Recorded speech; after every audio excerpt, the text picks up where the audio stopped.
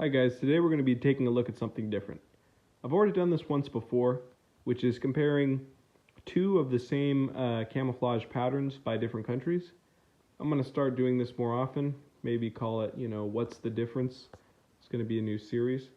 So today we're going to be comparing a standard Woodland US BDU to a South Korean Tonghab uniform, which is their version of Woodland introduced in 1990.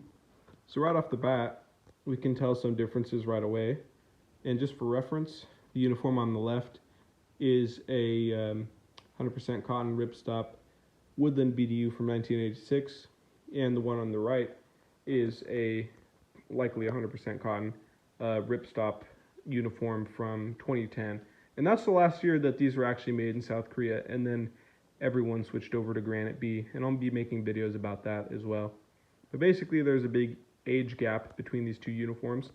Additionally, by 2010, most of the US had already phased out Woodland. But anyway, there are some significant differences between these two uniforms. Starting with number one, the pattern. From a distance, you might think that the pattern is the same, but it's actually significantly different. If you look at the Woodland uniform, the US uniform, you can see that there's not really like a shape that the pattern's going. It's not completely vertical. It's not completely horizontal. It's pretty random and spaced out. This is originally a scaled up pattern of ERDL. But the Korean uniform has much more of a horizontal pattern to it, as you can see. I mean, this line goes all the way across, this line right here. You have these lines, these black lines going across. And the shapes themselves are fundamentally different as well. I mean, you have this little three fingers or whatever sticking out. So there's completely different shapes that they use. So first off, it's a completely different Woodland pattern.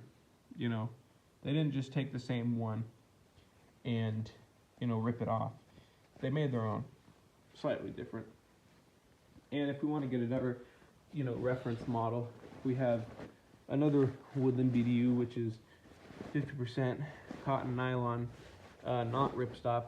This one's from 1990, so the fabric is different, but still you can tell that the pattern is different from the Korean one.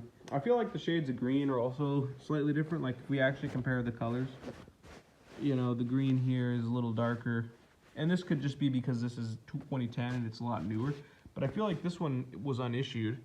This one from 1990. The black is the same, but I think the brown here is a little bit darker as well, and the tan shades are obviously different. This one's not a great reference model because it's been previously issued. All the patches have been taken off, and it's been slightly faded. Yeah, I think there is a slight difference in the coloration, mainly in the green. I think the green is just slightly darker.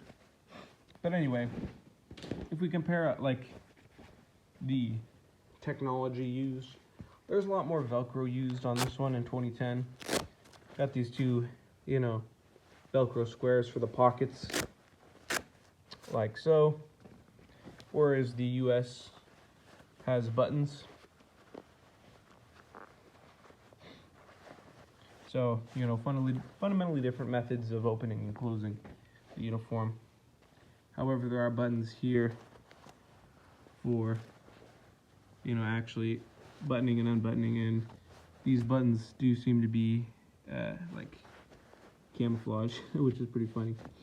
So we got one small difference there. The cuffs also have Velcro, whereas the cuffs on the US uniform have buttons. And this one from 1990 does as well.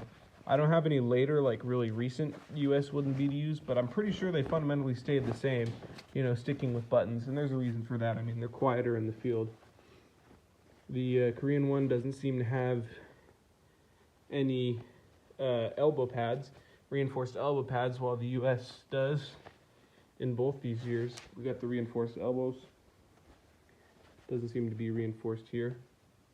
This is also a ripstop pattern. Here's the two different ones. Seems to be about the same, diameter of the inches. This one's got, patches on it. And ranks here for the collar. The pockets on here, compared to the chest pockets on the US, I mean, these have a single piece of Velcro, while the US have 2 buttons. In terms of the size, you know, the US ones are a little deeper. These ones don't come out as much.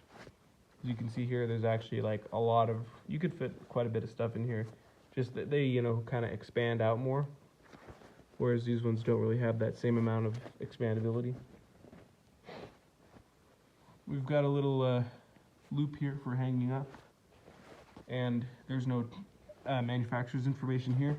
But here on the US, we have the sizing information and the other specifications. Where they decided to put the specifications for this particular uniform is they actually decided to stamp them. So I'll show you where they decided to stamp them in 1 second. They decided to stamp the information here. So you can see the year 2010 right there. And on the same side over here. And we also have other information, 2010. So yeah, this is like the last year that they made these uniforms. And they also made them in poplin material. But this one is clearly ripstop. On the back, the waist adjustments are Velcro. Whereas on the US, they're buttons. And there's 2 buttons for adjusting. And another difference in the actual construction of the uniform is we have a seam here running along the back of the uniform, as you can see. Whereas on the US, there is no seam running along the back. And the same thing with the one from 1990. Also uses buttons back here.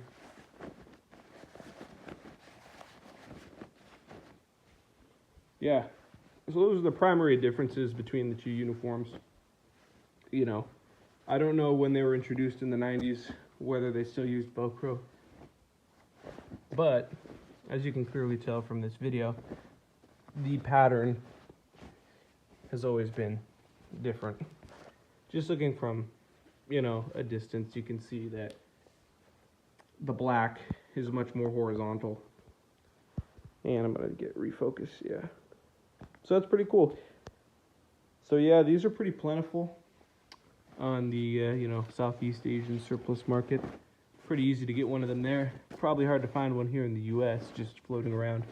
But if you want to get one, you know where you can get one. Yeah, I mean, just look at it. On the right, it also seems to be a bit more crowded. There seems to be a lot more space on the left, with the US ones not being a little bit more spaced out, with these ones being a little bit more zoomed in.